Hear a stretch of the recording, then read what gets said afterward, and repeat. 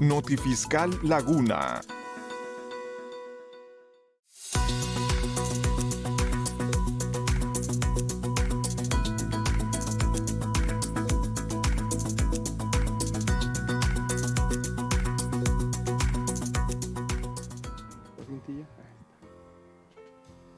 Ahí estamos. Buenas tardes a todos nuestros amigos que nos ven en cada emisión de nuestro programa. Pues un noticiero más del Notifiscal Laguna. Ya estamos en el número 10, en el episodio 10. Estamos como las guerras de las galaxias, ¿verdad? Por episodios. Pero bueno, el día de hoy tenemos un programa sumamente muy interesante, muy nutrida, con información que vamos a proporcionar. Y pues aquí estamos, en París. Bienvenido, carnal.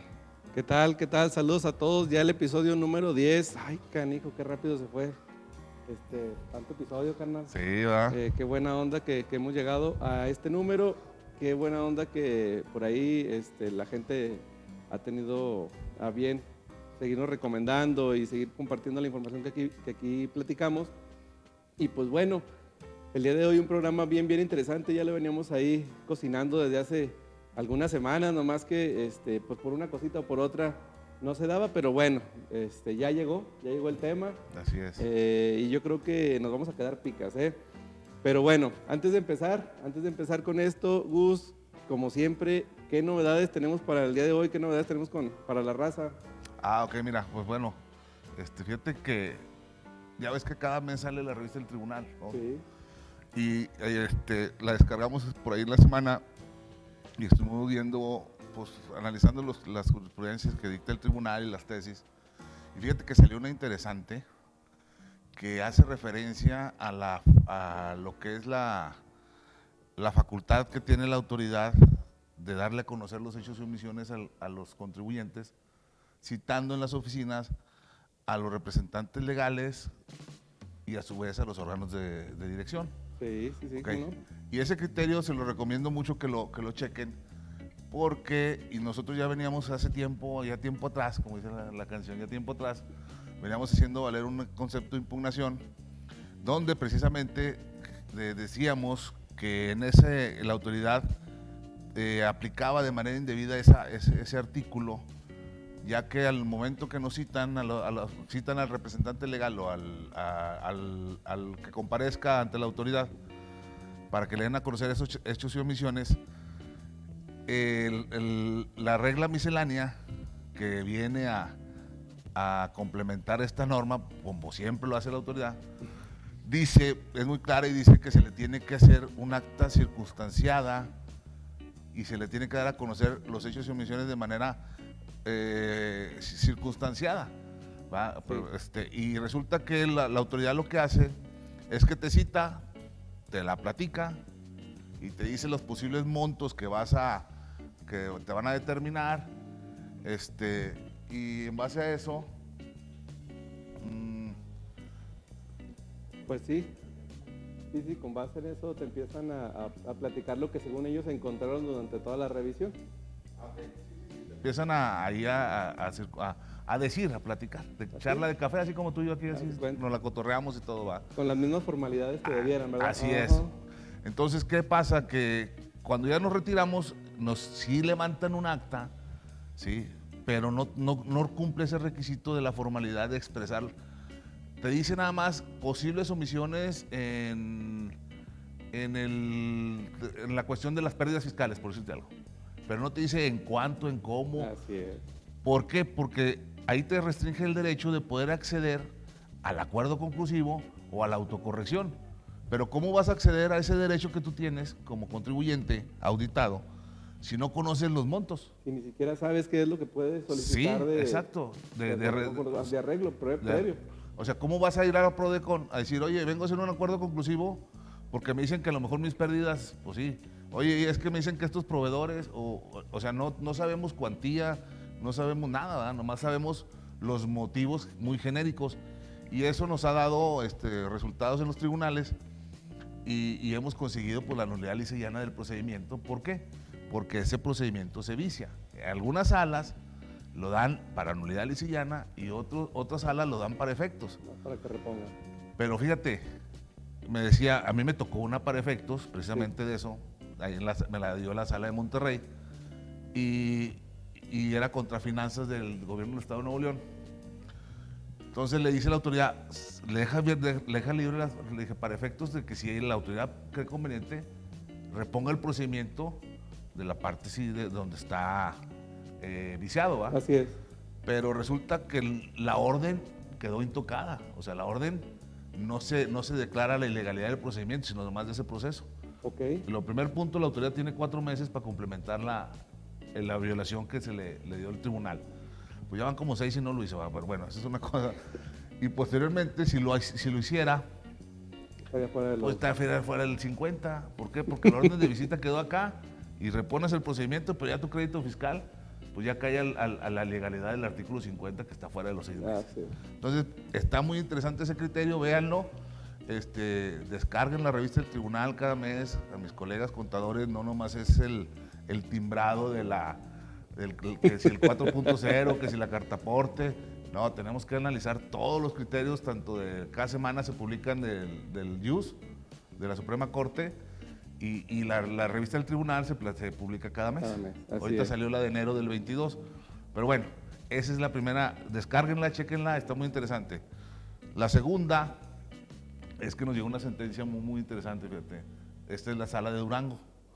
¿En qué viene versada, amigo? Fíjate, esa es porque la autoridad, en este caso le tocó al SAT, ya habíamos impugnado por una vez el crédito y como que no le convenció a la autoridad, ¿sí? Y repuso el procedimiento, o sea, repuso de nueva cuenta la visita. Primero nulificamos una visita domiciliaria y luego ya te mandó el nuevo acto de fiscalización, sí. Mismo periodo, mismas contribuciones, mismos, todo, igualita de la orden de visita que fue nulificada, pero ahora en revisión de gabinete. Non bis in idem. No, exacto, o sea, pero fíjate que la autoridad lo estuvo haciendo mucho eso en Durango, y algo tan simple que yo dije, bueno, para empezar dije, pues ya la documentación ya la tienes. Entonces, cuando me dan los días para presentar la información en la revisión de gabinete, pues hago valer la Ley Federal de los Derechos del Contribuyente y asiento en el escrito, digo, sabes que ya los tienes porque me revisaste bajo esta orden de visita, mismos periodos, y le voy sembrando a la autoridad, vamos haciendo, ahora sí, sembrando y echando la semillita de los agravios, de los conceptos de impugnación que vamos a hacer valer. Llega el oficio de observaciones, me dice lo mismo, y en el oficio de observaciones, ya ves que te dan 20 días para desvirtuar, para aportar pruebas, pero en el oficio de observaciones puso algo muy interesante aquí la autoridad, y hace valer, y trae ella misma en la motivación del oficio de observaciones, todas las pruebas, o sea, valoró las pruebas que estaban dentro del expediente de la orden de visita que fue nulificado. Entonces, las pruebas, yo no se las aporté, las tuvo ella, ¿va? Sí. Pero fíjate, aquí lo interesante es que esas pruebas, al haber sido valoradas, haber sido declarado ese expediente con la nulidad lisillana, pues esas pruebas jurídicas, porque ella decía, es que el crédito, jurídicamente el crédito no existe, el que nulificaste es porque se invalidó la orden. Y nunca determinaron crédito fiscal, así contestaba la autoridad. Y yo agarré esa contestación y dije, bueno, si la misma autoridad está reconociendo que jurídicamente no existe el expediente, el crédito fiscal, por lo tanto las pruebas que estaba tomando para soportar y motivar el oficio de observaciones, pues son inexistentes jurídicamente, tomando las palabras de la autoridad. Y bueno, ese lo analizó y pues me encanta cuando el tribunal en sus sentencias le resalta el negrito a la autoridad, ¿verdad? Lo que le hicimos valer como diciendo, la regaste, mira, aquí está. Pero lo puso así en negritos y subrayado, se lo puso en negrito y subrayado. Tú misma, así como lo dice la parte actora, la autoridad reconoció que jurídicamente no existía el crédito fiscal, por lo tanto, si las pruebas que valoró y analizó provienen de ese expediente, pues no existen. No tienen validez. ¿Verdad? Entonces, bueno, por ahí nos dio la razón, y aparte porque pues, no motivó la solicitud de datos e informes en nuevos hechos, porque así lo establece el artículo 50. El Código Fiscal así lo establece, en el sentido de que sí puede revisar, pero sean hechos distintos a los revisados. Así es, así Sí, es. Siempre, puede revisar el mismo puede revisar periodo. el mismo periodo y el mismo impuesto siempre y cuando haya una modificación Exacto. en lo ya revisado previamente, Así es. que no fue la situación. No, claro que no, pero fíjate, qué vivos, la autoridad quiso como que aplicarme la novatada. Me dice, oye, pues es que traes pérdidas fiscales. Corrígete, autocorrígete y amortiza esa pérdida fiscal y pues nomás va a ser el IVA. Le dije, sí, no que puedes. Le dije, te doy un motivo para que ahora sí digas, como presentaste la corrección, pues es un nuevo hecho novedoso, ¿va? La pérdida, porque no metimos la pérdida, pero bueno. Qué interesante. Y ese es el asunto. Y aparte, ya ves que ayer hemos estado esta semana con asuntos de devoluciones, Sí. proyectos de devoluciones. Y ya ves que publicaron ahí en el Facebook que le dieron palo una devolución de 12 millones de pesos. Creo que sí. Sí, va, 12 millones de pesos a una empresa y lo publicaron. Y tú pusiste, pues échenlas para acá. Échenlas para acá. Aprovecho el momento para ver si nos preparamos un programita más adelante para hablar de devoluciones, porque ya he visto varias que están atoradas, así como precisamente este asunto que nos acaba de llegar. Sí. Y con el estudio que le hemos estado dando, se me hace que vamos a agarrar buen material para platicarlo aquí con la raza. ¿Cómo ves? Me parece muy bien, y pues esas son las novedades de la semana. Aparte, pues todo lo que hemos experimentado con las cooperativas, la ley de ayuda alimentaria, todo lo que hemos visto y les hemos compartido en estos episodios, pues afortunadamente pues sí nos está dando resultados. Muy buenos resultados. Muy buenos resultados y pues seguimos adelante, ¿verdad? Aquí nunca decimos no, salvo siempre y cuando esté dentro de la legalidad. Claro, principalmente siempre dentro del marco de legalidad, porque lo primero que valoramos es pues, precisamente eso, actuar siempre con el respaldo y con la fuerza de las propias leyes. Ahí hemos encontrado que tenemos todas las herramientas, sí, hombre, todo lo necesario para enfrentarnos y para lograr lo que hemos logrado. Así es. Entonces, que consideramos éxitos. Así que, pues, ¿para qué buscarle 3 pies al gato? Claro, está todo muy clarito. Fíjate que ahorita escuchaba a un maestro en una clase y decía, en un congreso, decía que uno como fiscalista o contador, abogado, defensor fiscal, lo primero que tiene que salvaguardar es el patrimonio y la libertad del contribuyente. Definitivamente, ¿Sí? definitivamente. Y no puedes llegar a ventilar un asunto o a ofrecer un servicio con una tesis, un criterio. Ahorita yo les dije, porque me van a decir, se está contradiciendo. Ahorita yo les dije, lean la jurisprudencia, pero no es quiere decir que ya esa jurisprudencia la presentan así y ya la voy a ganar. No, es un estudio, tienes que analizar el expediente, tienes que analizar todo el proyecto y diseñarlo ad hoc al mismo, ¿no? Yo creo que muchos colegas están viviendo lo que de alguna manera vas viviendo en el camino, que yo creo que nos pasó a nosotros y les ha pasado a otros colegas también, a otras personas que han estado aquí con nosotros, que es que de alguna manera terminas tu formación y crees que ya llegaste a un nivel de conocimiento necesario y suficiente para poder pues cumplir y dar tu mejor rendimiento en sentido profesional, pero mientras más le vas rascando, mientras más vas conociendo, mientras más vas no solamente conociendo de forma autodidacta, sino te acercas a estas personas con más experiencia que ya la regaron, pero que también ya triunfaron, te vas dando cuenta de que hay caminos más amplios y, por ejemplo, ahorita lo que pones en la mesa, simplemente es una jurisprudencia que viene a darte un foquito, una luz, pero cuando vas juntando muchas luces, muchos foquitos, pues creas una incandescencia que te alumbra el camino y que realmente te hace llegar a ese punto que estamos todos buscando, que es tener el éxito en lo que planteamos como profesionales. Porque sí es importante saber esto, lo que nosotros decimos tenemos que respaldarlo con conocimiento y con responsabilidad. Claro. Porque si se lo vamos a presentar a una persona que va a arriesgar, lo que ahorita decías, su patrimonio, su libertad, su tranquilidad, o sea, su integridad como persona, pues no es cualquier cosa. Tenemos que ser muy, muy cautelosos y muy profesionales en el punto. Pero bueno, mi Gus, creo que ha llegado el momento de presentar a nuestro invitado al momento toral de este programa. ¿Y qué te parece si le damos la entrada mandamos a cortinilla. Cortinilla y lo ya. Y ahorita les presentamos a nuestro invitadazo de lujo. Pues corre la Pedrita, no, perdón. Corre la cortinilla.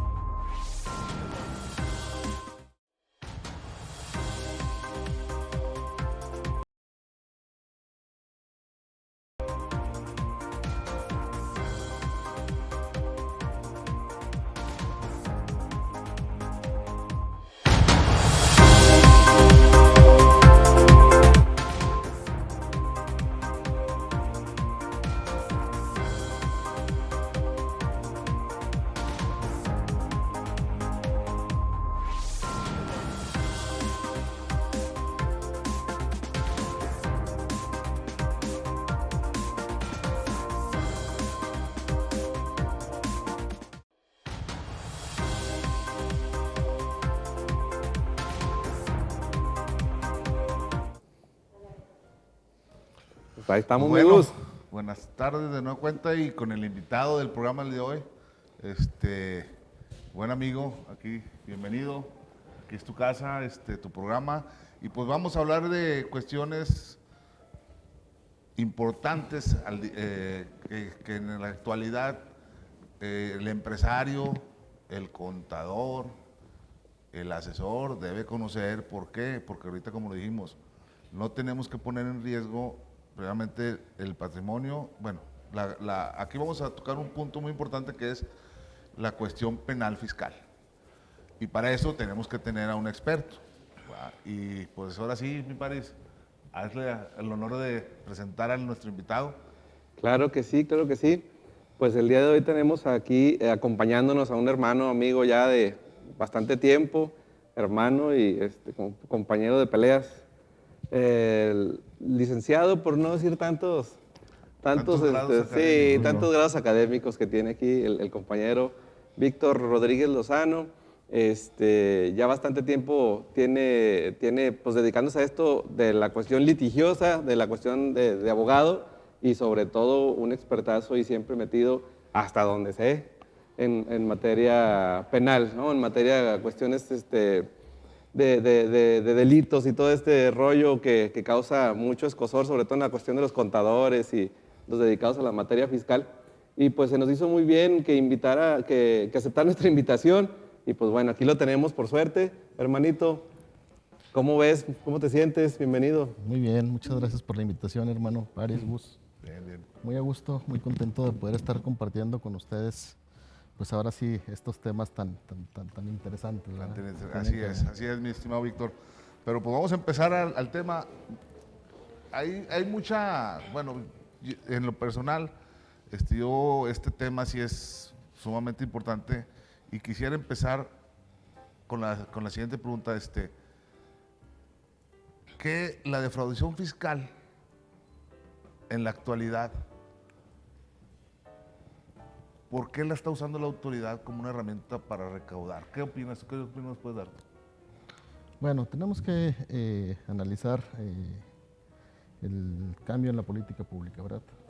La política pública, el derecho penal es algo que ha ido evolucionando, como las propias leyes fiscales, los tributos, todo tiene un origen, ¿verdad? El origen es que, pues, primero de los tributos es que los propios ejércitos tenían que mantenerse de lo que los propios ciudadanos eran lo que daban, y a la par, pues también podemos decir que desde siempre el Estado ha considerado conductas graves. Okay. Entonces, a partir de esa evolución, podemos analizar que el derecho penal ha formado una serie de principios que tienen como consecuencia su propia emancipación del derecho civil. O sea, si nos ponemos a analizar el derecho desde los romanos, se veía solamente en una materia y al final de cuentas se han ido emancipando los derechos, ¿no? Claro. Tanto así como tanto el fiscal como el penal, pues han tomado su ruta independiente y se juntan cuando analizamos este tipo de delitos, ¿va? Entonces, Pues tenemos que tomar en consideración que el Estado moderno, el Estado democrático, con respecto a los derechos fundamentales, específicamente el artículo 25 de nuestra Constitución, marca las directrices que dice que somos un Estado democrático, somos un estado en el cual el Estado cubre necesidades sociales y finalmente que debe de haber un respeto hacia los derechos. Ok. El derecho penal, específicamente a lo largo de la historia, el derecho punitivo, ha servido para perseguir a personas y perseguir causas. Entonces, eso trae como consecuencia que en un Estado democrático y de principios, de derechos, pues evidentemente haya una serie de directrices, de leyes, de verdades absolutas, debemos de decirlo, los cuales tienden a que el derecho penal pues sea solamente de una forma, ¿verdad?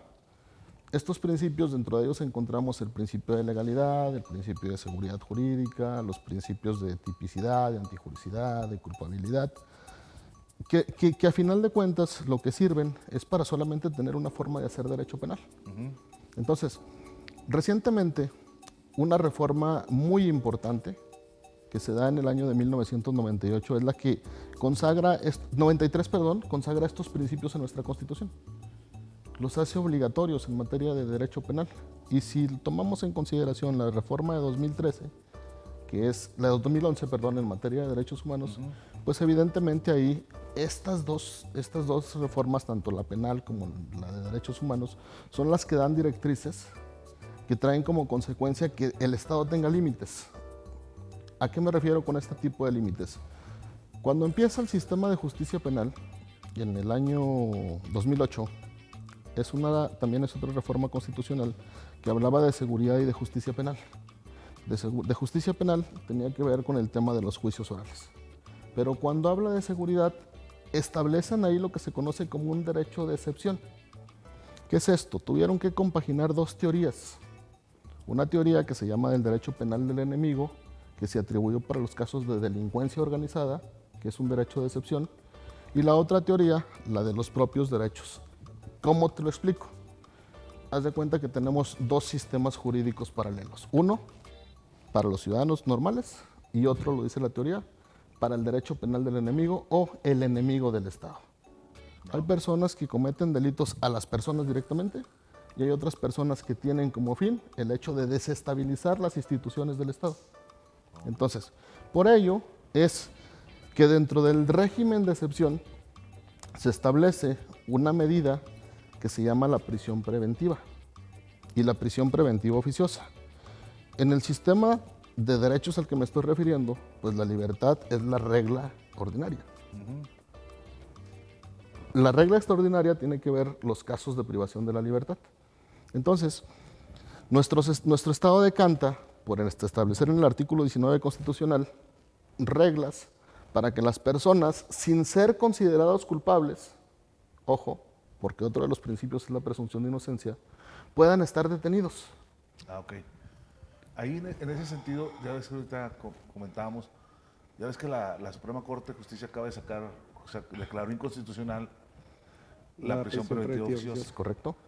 ¿En base a qué lo determinaría en eso? Bueno, si mal no recuerdo fue el 8 de noviembre de 2019, cuando este catálogo de delitos de prisión preventiva oficiosa empezó con 5. Dentro de ellos, uno, la delincuencia organizada. Pero además del 5, dio reglas para hacer una prisión preventiva que se justifique, que alguien la tenga que justificar. Y dice, además de estos 5 delitos, dice, los delitos que vayan en contra de la seguridad nacional, en contra del libre desarrollo de la personalidad y en contra de la salud pública, también pueden ser de prisión preventiva. Por eso el catálogo del Código Nacional de Procedimientos Penales se amplía y vemos delitos como terrorismo, que van en contra de la seguridad nacional, que vemos delitos como pornografía infantil, que atenta al libre desarrollo de la personalidad, y algunos delitos contra la salud. Entonces, esos eran de prisión preventiva oficiosa. Desde 2008, el año 2019 salió una reforma, y en esta reforma incluyen los delitos fiscales. Así es. Y incluso los llegan a equiparar al grado de la delincuencia, de delincuencia organizada. Entonces, el Estado, el argumento que utiliza en aquel tiempo es que dice que se está desestabilizando el Estado y que puede ir en contra precisamente de la seguridad nacional. Vale la pena decir que cuando se hace una reforma constitucional, pues pasa, vuelvo a tomar el tema del Estado democrático, es el poder legislativo el que de alguna manera tiene que cuidar que no vaya en contra de la Constitución y ya de los tratados internacionales. Y aquí cuando hacen esta reforma hay quien presenta lo que se conoce como la acción de inconstitucionalidad que está en la Constitución. Dice, a ver, que sea la Suprema Corte de Justicia de la Nación la que determine si la reforma que están haciendo estas personas es legal o no es legal. Entonces, la acción de inconstitucionalidad se resuelve 25 de octubre del 21 y termina estableciendo que no es constitucional, que no se confunda el tema de la seguridad nacional con la seguridad pública. La seguridad pública es esa que el Estado tiene que brindar a todos para cuando se cometen delitos, ¿sí? Pero la seguridad nacional, pues evidentemente son aquellos delitos que atentan en contra de la propia seguridad. Por eso explicaba la política del derecho penal del enemigo, ¿verdad? Okay. Es un derecho de excepción. Entonces, aquel que pretende desestabilizar las funciones de un país, pues evidentemente es al que se le aplica el derecho penal del enemigo. El legislador trató de equiparar y diciendo, todos aquellos que cometen este tipo de delitos fiscales están desestabilizando el país. Por fortuna, la Suprema Corte de Justicia de la Nación, en su resolución, en la 30 de 2019, si mal no recuerdo, es la que llega a la conclusión y dice, anticonstitucional todo esto y no podemos tomar en cuenta la reforma. Y eso aplica de forma retroactiva, que es otro de los principios, ¿verdad? Aquellos que pudieran estar en el supuesto de prisión preventiva, pues en automático los exime de esa situación. Oye, entonces esto termina, bueno, así lo estoy viendo yo, termina de redondear el presupuesto en el cual la materia fiscal, la materia de fiscalización y los delitos que llevan al incumplimiento y que se consideran dentro del código no son más que seguridad pública y son cuestiones de alguna manera muy, no sé si la palabra esté adecuada, pero muy principales o muy básicos dentro de la organización administrativa del Estado y que tiene que cuidar por la importancia que son. Pero no tendrían que ir más allá a atentar contra la nación. O sea, porque ya nos estaríamos saliendo totalmente de la función. Para empezar, ¿para qué se recaudan los impuestos?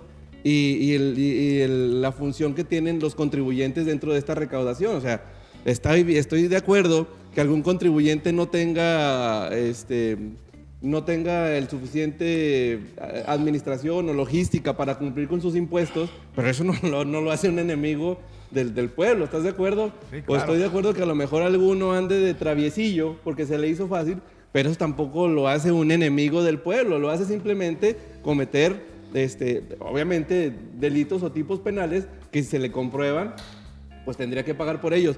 Pero sí desde un principio se hablaba de esto. Cuando viene esta reforma penal fiscal, hablamos del 2018, si mal no recuerdo, se hablaba de que nos estaban llevando a este derecho penal del enemigo y cómo a los empresarios ya se les catalogaba como Osama Bin Laden, ¿no? O como estos terroristas que buscan a nivel mundial. Y pues no es eso, o sea, ¿de qué se trata?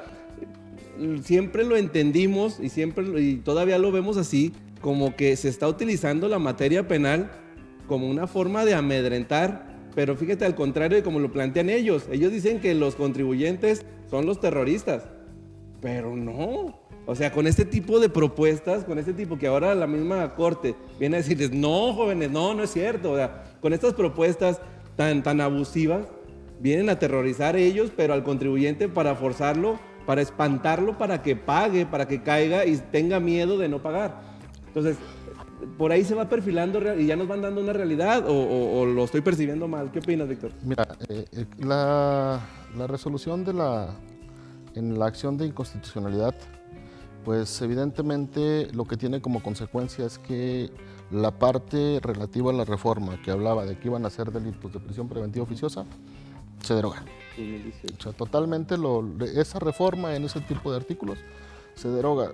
Forma parte de una política pública, lo comentaba, ¿verdad? El Estado, pues evidentemente tiene para sí lo que se conoce como el poder punitivo, el poder de de aplicar sanciones.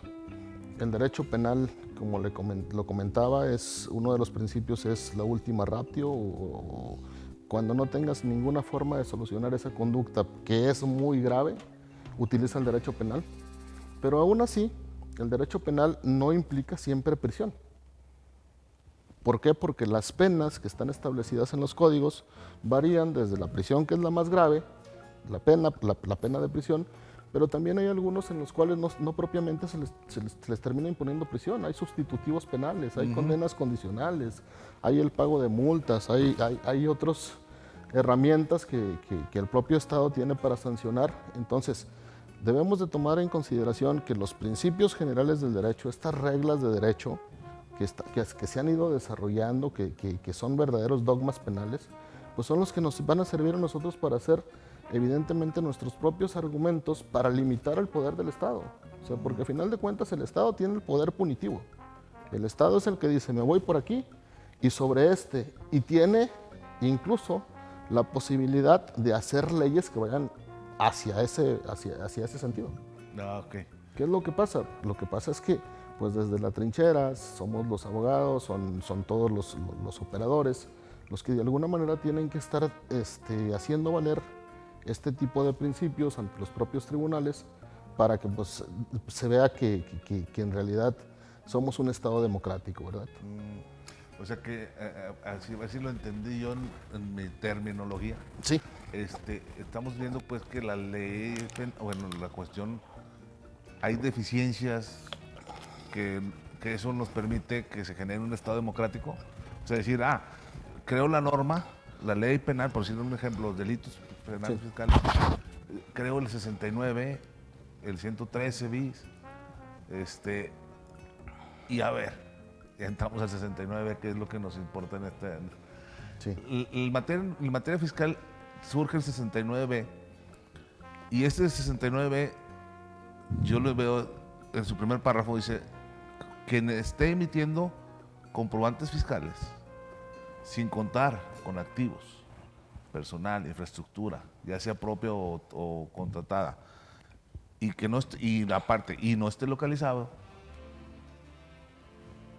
esa operación se considera simulada y a esa persona, a esa empresa o a ese contribuyente se le va a ubicar en el supuesto del 69 y pues ya se amplía la cuestión penal. ¿Sí? Ok. Pero en materia penal, yo te digo, no tengo la cuestión ahí, la vivencia a fondo, pero ¿qué pasa si va un asunto administrativo?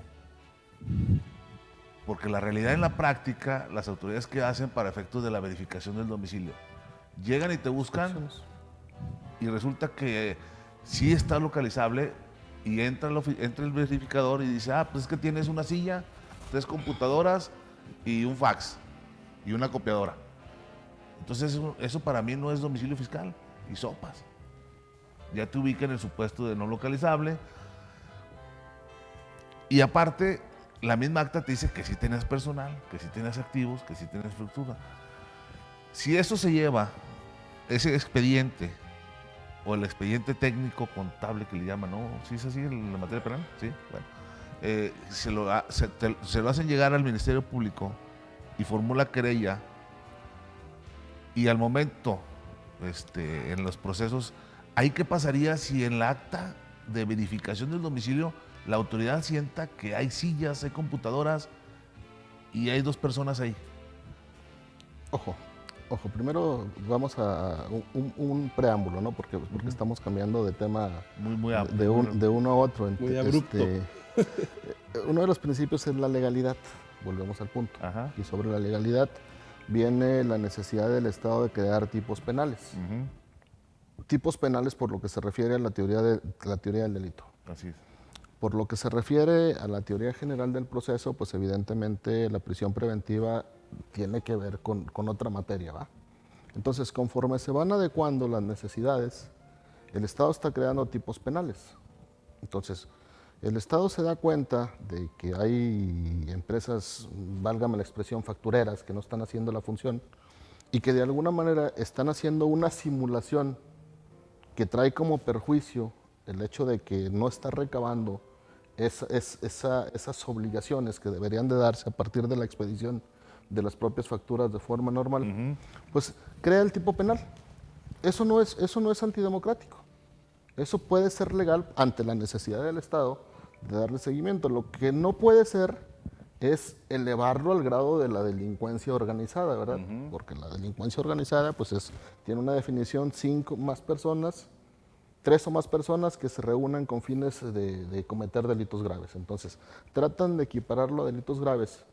Y si hacemos una analogía, si hacemos una comparación, el hecho de estar haciendo simulaciones es un delito del fuero común. Yo sin simular, o mejor dicho, yo simulando un hecho que no, siempre y cuando el titular del bien jurídico no sea la Federación, no sea la Secretaría de Hacienda, pues es un problema entre 2 personas y no es grave. Entonces, haciendo esa analogía, o sea, no son delitos que puedan considerarse graves al grado de que el Estado estira la liga pero también la afloja. Porque dice, a ver, primero vamos a requerir de querellas para este tipo de delitos. ¿Qué significa las querellas? Pues que sea el propio ente administrativo el que vaya directamente a solicitar el ejercicio de la acción penal. Pero posteriormente dice, si paga no hay ningún problema. ¿Sí me explicó?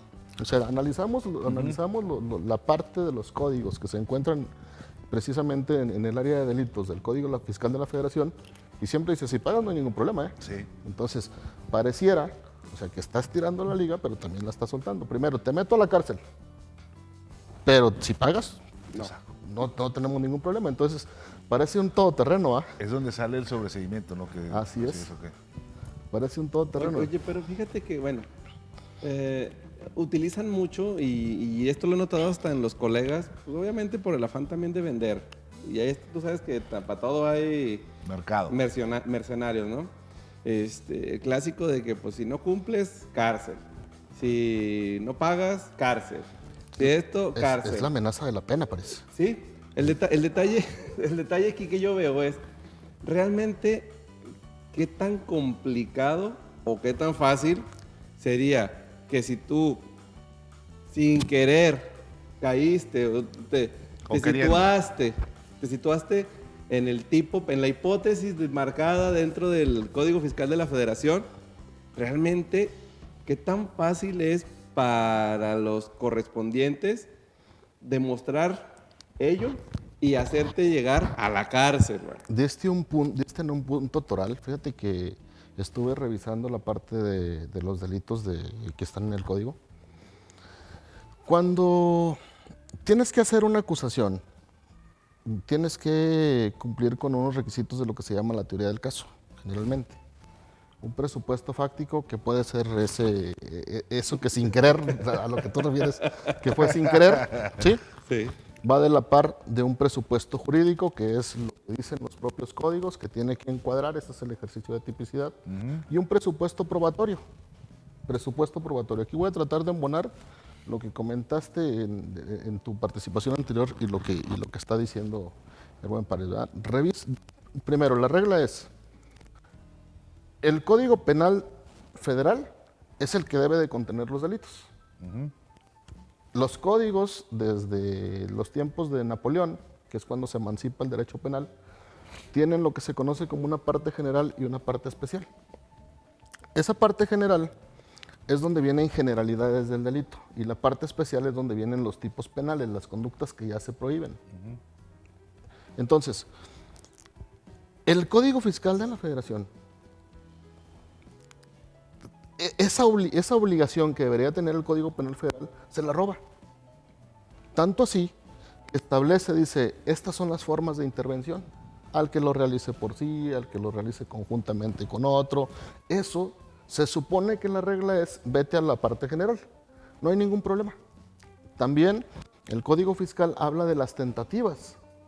Dice, quedarás en grave tentativa cuando esto. Sí. Va más allá y habla de los delitos continuados, que es grado de ejecución.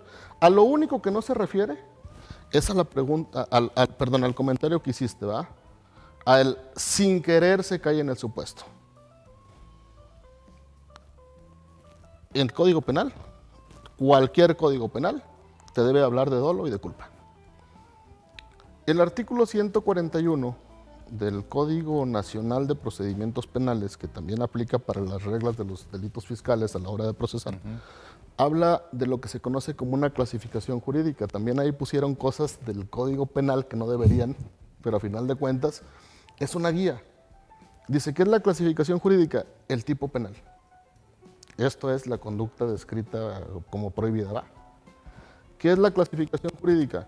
El grado de ejecución del hecho. Si los delitos se cometen de forma instantánea, permanente o continuada, que el Código Fiscal sí lo dice. Sí lo dice. ¿Qué es la clasificación jurídica? También las formas de participación, que el Código Fiscal sí lo dice. Y finalmente dice, la clasificación jurídica también se compone de dolo o de culpa. Los delitos del Código Fiscal de la Federación, 64, 113, 92 y todos los que vean, no están para cometerse sin querer. Culposamente no los puedes cometer. No, o sea, solamente tiene que existir dolo, y si tú puedes inducir con los datos de prueba, que aquí voy a conectar con lo que comentaste ahorita, el hecho de que fue sin querer, pues evidentemente se destruye uno de los elementos del delito y por consecuencia se destruye el dolo. Ahorita comentabas, ¿qué pasa si tenemos 2 sillas? ¿Qué pasa si tenemos una secretaria? Que si tú lo puedes probar, que es la tercera parte de la teoría del delito, te vale. Ah, ok. Te alcanza completamente. Si tú puedes probar que en realidad es una empresa que está operando y que está haciendo las cosas, o mejor dicho, que no está haciendo las cosas como los supuestos legales, pues evidentemente es materia de la teoría probatoria. Es que fíjate, a lo mejor sí, ahorita que te comentaba esa pregunta, que decía ese comentario, es porque, pues como somos, siempre decimos, pares y andamos siempre ahí de inquietos, y nos gusta mucho analizar y estudiar y buscar, ¿va? Y nos topamos por ahí una sentencia en el campo administrativo donde, en este caso la Secretaría de Hacienda, el SAT, lo ubica al contribuyente en el 69 porque dice, es que, ¿sabes qué? No tiene trabajadores. Y sí, no tiene trabajadores la empresa. Y la sentencia dice que se checó en el Seguro Social, a ver si había sindicato registrado alguno, nada. Entonces, la defensa de este contribuyente versó en el sentido de decir, espérate, o sea, es que los trabajadores somos los socios. Y somos 3 socios. Y nosotros hacemos el trabajo. No, es que así no puede ser. Entonces, cuando lo ubican en el 69, el tribunal dice, sí, algo que tú comentas, a ver, tu autoridad prueba que no puede ser cierto que con los socios hagan el trabajo. Cuando el socio estaba retirando el asimilable por el pago que se le daba y justificaban esa salida. Pero fíjate, era una empresa que facturó 20 y tantos millones de pesos. Y digo, es que no puede ser posible, si no tienes trabajadores, ¿cómo haces esos 20 y tantos millones? Creo que ahí en materia penal, si te estoy entendiendo, Víctor, corrígeme, en materia penal, la que tiene que probar eso es la autoridad, ¿no? Sí, otro de los principios es la carga de la prueba, siempre le debe recaer en este caso al Ministerio Público, la carga de probar. La mayoría de los asuntos en materia fiscal tienen que ver con omisiones.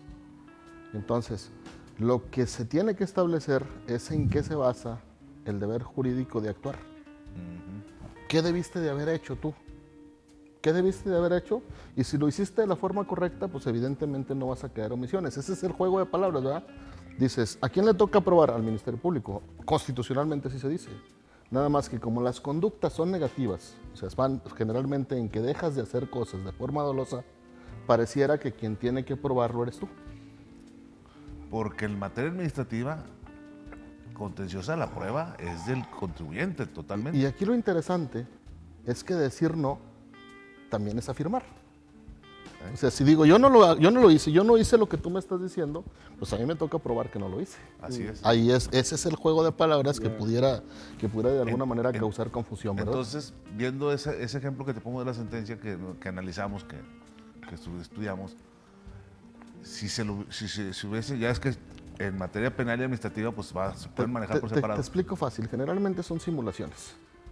Simulación entendida desde el derecho penal es realizo una cosa que en realidad pretendo hacer otra. Así, o sea, yo hago en un ejemplo de delito no fiscal, sí, yo voy y presento una sesión de derechos, pero en realidad tengo que ver que como fin que no me embarguen. ¿Cuál es el verdadero fin? Pues que no me Que no embarguen. Sí, así es. Entonces, ahí, ahí está el clave. La conducta tiene que ver con simular, tiene que ver con dejar de hacer, tiene que ver con esto. Entonces, probando los deberes jurídicos de cuidado, yo creo que no debes de Te tener eximes de la absolutamente causa. ningún problema. Ah, ok. Fíjate qué interesante. Muy interesante porque sí, nosotros no batallamos porque no es nuestro campo de dominio la materia penal y lo venimos analizando todo desde un punto de vista administrativo. Y es el afán de querer cumplir para que no me sancionen. Pero el afán de no cumplir y no poder probar lo contrario, caes en el juego de que pues entonces ¿cómo le entra lo penal? Ya voy perdido. No te preocupes, Pares, yo también batallo mucho con los números. No, pero por eso tenemos que traer a los Así expertos para que nos expliquen. Sí, sí, sí, no, pues ahora sí que estamos con peras y manzanitos aquí, pero fíjate que lo interesante de esto es que, más que nada, que los que nos ven y nos sintonizan aquí, pues se den cuenta realmente de cómo es una cuestión que no es lo mismo que si te pueden estar haciendo una auditoría y te pueden fincar el procedimiento penal. Sí. ¿Sí? Es muy padre y pues la verdad te lo comento, 40 minutos no son suficientes ni para la introducción de cómo, cuando haces un análisis a partir de la teoría del delito, viendo que los tipos penales son verdaderos enunciados porque traen conductas, porque traen verbos, porque traen predicados, hay una prueba para cada palabra. Árale. Así. Entonces, cuando haces un análisis de esa manera a partir del ejercicio del derecho penal, te das cuenta cuándo puedes quitar la pieza del Jenga para que todo se destruya. Es como me decía una vez el maestro Robertson, dice, entonces, dice, destruyendo el expediente administrativo se cae todo. O sea, por eso también es muy importante Esa puede ser la prueba la prueba. que hay que destruir para cualquier elemento. Órale. Entonces, fíjate, por ejemplo, las sentencias que has ganado tú de simulaciones, pues, ¿Verdad? eres Oye, mi herramienta hermano. fundamental del EFO. Ah, no te creas. No escuchen eso, muchachos. Oye, me tocó una ocasión estar platicando con un Ministerio Público Federal que precisamente me platicaba el que se encargaba de esto, le tocaba ver lo de los delitos fiscales. Entonces, decía dos cosas. La primera es de que muchos de los expedientes que le presentaba la autoridad para iniciar su trabajo como Ministerio Público, de inicio venían Parecían. muy deficientes, Ok. así es, venían muy deficientes. Y definitivamente que dice, pues los regresamos, güey, porque yo no me voy a meter en un problema de algo que de inicio viene deficiente, pues que va a terminar en que incluso hasta a mí me regañan, ¿verdad? Y por otro lado, también me hacía el comentario él, de que ellos todavía, me hablaba en forma general y desde su perspectiva también muy particular, Sí. decía, nosotros y yo en lo particular no me siento tan capacitado como para meterme y entender esto de la materia fiscal, aunque yo esté en mi puesto, en mi parte de los delitos. Entonces, eso me dejó a mí, pues, dos sabores de boca, ¿verdad? El primero es de que, ay, cabrón, en manos de quién estamos, por un lado, que nos va a validar eso, y dos, excelente. No están preparados, ¿verdad? Te lo voy a comentar desde una perspectiva muy personal. Claro. Pues yo tampoco estoy preparado. O sea, yo sé derecho. Yo sé derecho. ¿En qué basa el litigio estratégico? El litigio estratégico es que si hay algo que yo no le entiendo, yo debo de tener ahí a mi asesor técnico. Y que él sea el que me ayude cuando esté tratando de exponer un perito, cuando esté tratando de exponer. Entonces ahí, esa es la base del éxito, el litigio estratégico. Sí, así Ya es. terminaron los tiempos de que yo soy El el todólogo. especialista en todo. Yo Ahora soy sí, el como especialista dicen, en todo. De chile, de rajas y de queso, ¿no? Entonces, por ese lado va, o sea, en realidad, o sea, si requieres un especialista contable para que te ayude a analizar una conducta que te están atribuyendo, claro, siéntalo, preséntalo ante el juzgado, ante el juzgador y dile, pues él es para mí un asesor técnico, es una figura establecida en la ley. Entonces, sin ningún problema, él te va a decir, aquí te está mintiendo, aquí te está pasando esto, yo ya revisé y aquí está mal. Y eso yo creo que es importante. Fíjate que, ¿te acuerdas? Bueno, a mí me pasó una experiencia donde era un asunto penal, pero fíjate, la ley dice que el que le dé en este caso, el que estaba siendo querellado, había adquirido comprobantes. Y le dicen, es que la ley dice, el que le dé efectos fiscales Sí. al comprobante. Sí. Entonces, contablemente, en tu declaración anual, porque para efectos de impuesto sobre la renta, en la declaración anual se ven las deducciones. Entonces, no tanto ni en el balance, sino hay un apartado en tu declaración anual que se llama conciliación contable fiscal. Entonces ahí dice, ahí viene deducciones contables no fiscales y deducciones fiscales no contables.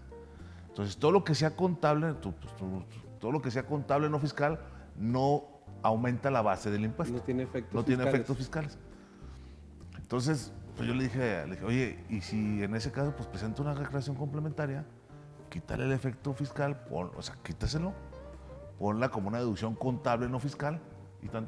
Ese es un elemento normativo, así lo llaman los expertos en teoría del delito, te lo explico ahorita, son verdaderas oraciones y cada palabra tienes que encontrarle el sentido de interpretación. Ajá.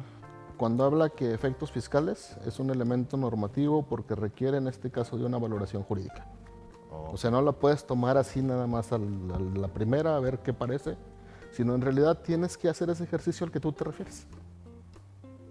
A ver, ¿es fiscal o no es fiscal? Me tengo que remontar a lo que dice a lo mejor alguna ley, como lo acabas de explicar claramente, Ajá. pues no es fiscal. Ok. Quitamos la pieza del Jenga que nos va a Y tumbar. ya, fíjate. O sea, hay muchas alternativas, pero es como dice un Víctor, pues tienes que, ahorita un empresario debe tener su equipo.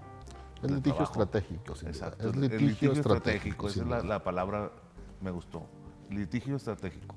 Claro, claro, porque a final de cuentas, si bien podríamos, digo, ahorita que empecemos ya a cerrar el programa y a terminar con estas conclusiones, podemos ya ir vislumbrando que a final de cuentas la materia penal fiscal es una materia súper especializada. Sí. O sea, la verdad es que va más allá de una especialidad normal. Sí.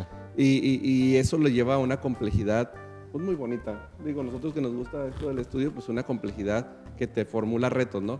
Pero con esto que comentas, Víctor, y que lo traes a la mesa de tener a los asesores adecuados y que estos, sobre todo, pues las empresas que entre más van creciendo, pues no solamente es el hecho de crecer por tener más ganancias, sino también por el hecho de exponerse también a más complejidades, a más peligros, de poder incumplir digo, no con el afán necesario. Con querer o sin querer. necesariamente, ajá, así es, con querer o sin querer. Entonces, sí hay que buscar un equipo, como lo comenta Gustavo, un equipo que esté calificado y que haga valer al contribuyente, al empresario, y que se sienta confortado y respaldado para poder seguir atorándole a su negocio, ¿verdad? Entonces, sí es un comentario bien importante. Y pues bueno, me ha gustado un chorro esta plática que hemos tenido.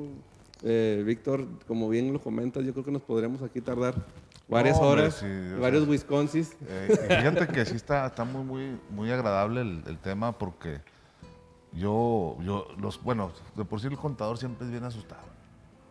Y a veces, si ahorita se asusta con el cataporte y con Así es. bueno, hablando general, ¿verdad? De todos mis colegas y me incluyo, con esta reforma desde que nació esta cuestión penal de la simulación y ahora con lo que viene con la razón de negocios y todo esto, cada día necesitamos estar más preparados y conocer pues el cúmulo de leyes.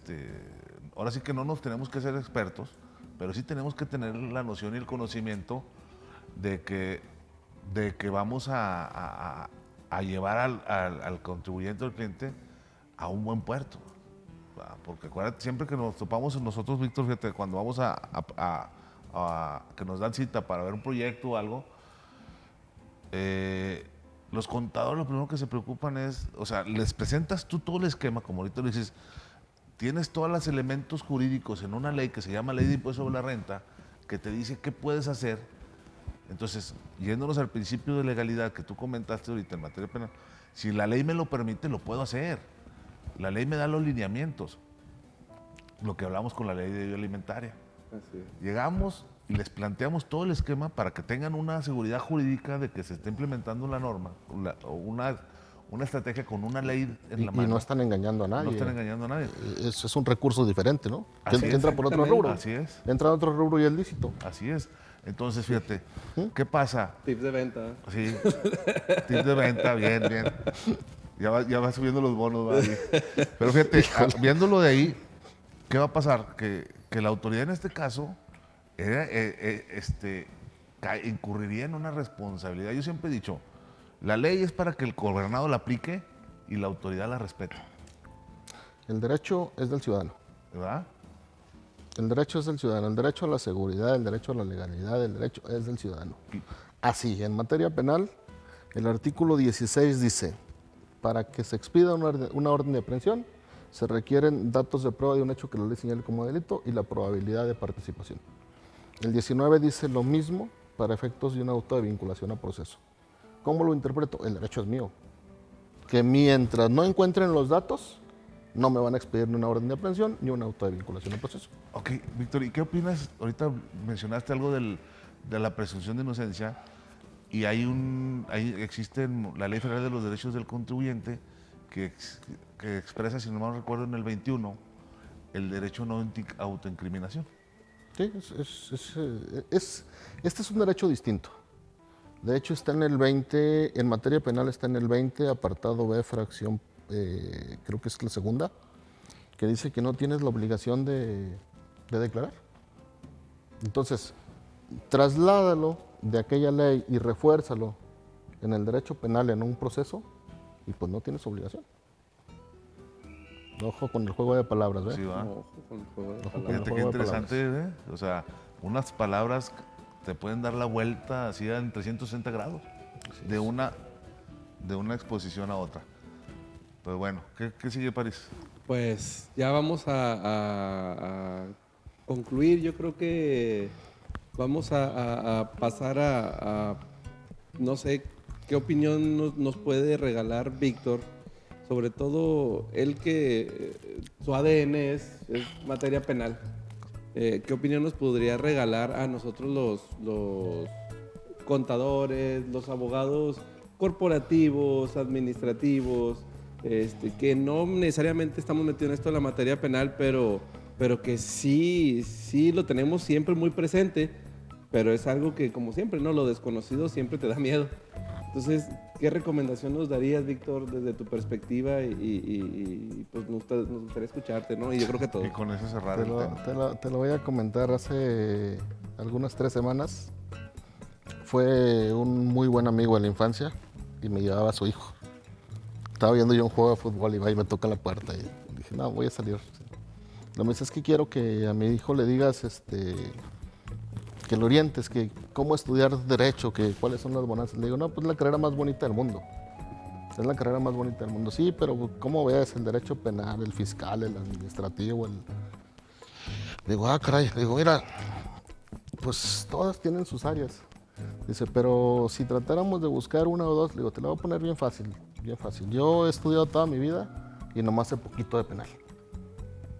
Pero, pues luego que buscas el diplomado en la especialidad de una, luego buscas el diplomado en medicina legal, luego en ciencias forenses, luego en ciencias penales y luego en derechos humanos y pues vas conjuntando todo. Entonces la clave es la capacitación. La clave que yo encuentro para poder aprender un poquito más de todo, de ampliar evidentemente tu capacidad de resolver problemas, pues tiene que ver con el hecho de que estés capacitándote constantemente en las áreas donde tienes problemas. Fíjate. O sea, y sí, total razón. De hecho, hay una frase que dice, el hombre capacitado es sinónimo de éxito. Y el otro, rodéate de los mejores. Sí, va. Aprende de los Aprende. mejores. Por eso, Apréndete, rodéate de los Aquí en mejores. Notifiscal Laguna siempre invitamos a los mejores. Puro Puro pro. Sí, puro pro. Puro pro, carnal. Y aparte, buenos carnalitos. nada. Somos pro amigos de París. Así es. No, amigos de Sí, No, sí. y también de todos, Sí. la verdad que muy a gusto, muy cómodo, muchas gracias. Qué bueno que te gustó la dinámica, Víctor, y ya sabes, aquí tienes tu programa, ojalá nos puedas, lo comprometemos a que más adelante nos Sí. venga ahora sí, a dar algo de más enfoque fiscal. Ahorita Pues, vimos más general, ¿no? más general, pero igual fíjate que y- se me fue rápido el tiempo. Hombre, volando. O sea, se me fue muy rápido, estuvo muy ameno el programa. Y pues no nos queda más que despedirnos, agradecerles a todos los que nos están viendo. Y pues de nueva cuenta, recordarles que vamos a regresar los jueves. Sí, salvo que cuando Víctor venga, pues vamos a hacerlo en viernes. Este programa Gracias es en por la vivo. consideración. Este programa es en vivo, y pues tratamos de hacerlo ameno y digerible para todos ustedes, como siempre fue la mentalidad de nosotros de arranque. Y pues bueno, Paris, cerramos contigo. Cerramos, muchachos. Muchísimas gracias. Gracias al invitadazo. Como dice Gustavo, están las puertas abiertas. Cuando gustes, por favor, nomás échanos un gritillo para hacerte el espacio, pero ya sabes que eres parte del equipo ya, mi hermano. Muchas gracias. Muchas gracias a todos por escucharnos, gracias a todos por vernos. Por ahí compartan el programa. Ya saben que esta información le puede servir a otras personas que todavía no nos conocen. Por favor, ahí compártanos, denle like, suscríbanse a nuestras páginas, a nuestros canales, Se Alza, Daston Fix, en YouTube, en Facebook, en Instagram. Y pues saludos a todos. Cualquier duda que tengan, mándenos un comentario. Por ahí aparecen los datos de contacto. Escríbanos, llámenos, vayan a buscarnos a las oficinas, como sea. Estamos a sus órdenes. Nos vemos el siguiente jueves con algún otro tema fiscal de interés. Muchísimas gracias y excelente fin de semana a todos. Bueno.